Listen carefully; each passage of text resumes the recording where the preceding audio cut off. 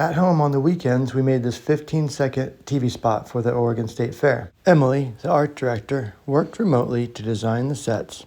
The agency and the client immediately loved the design, so we started in on the build. I cut out a mock-up so I could ensure the scale would work for what my camera movement capabilities were. I cut that out of construction foam, and it ended up working for the real set. The bigger Oregon State Fair sign was just made with foam core and a printout, but I put some grains of wheat bulbs in it and lit those up. Practical lighting always is a fun way to add some dimension and make the set feel real. Emily sent me photographs of her progress on the map and the fair build. She used found objects and recycled some cardboard and paper to make this happen. There was paper mache and sticks from her yard, and paint, of course. I made some clouds so we could have a starting point up in the sky.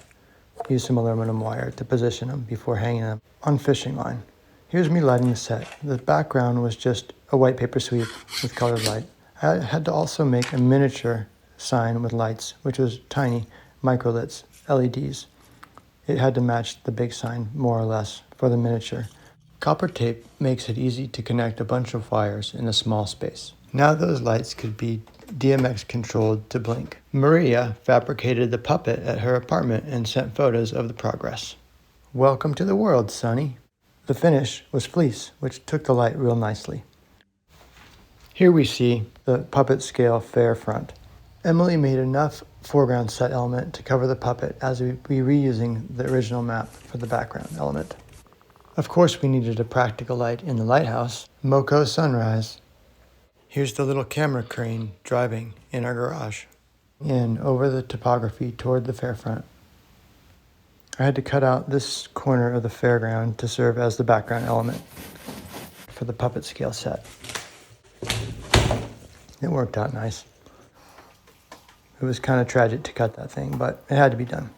I was able to reglue it after we got the shot, and it will be on display. Finding a scaled position to shoot the plate for the background. Gotta tie that puppet down. Here's upstairs from the garage, the inside studio. And here's an in-between set I had to make while Emily was out of town. It doesn't quite match, but it worked. Getting to know the puppet was my first shot. At my day job, I'm always setting up capture stations for full-time professional animators. This time it was for me. A quick glimpse of Emily's process of designing the fair front. Here's a reveal of the composite of the two shots of different scales coming together to make the end. It was such a fun side gig. I can't wait to do another.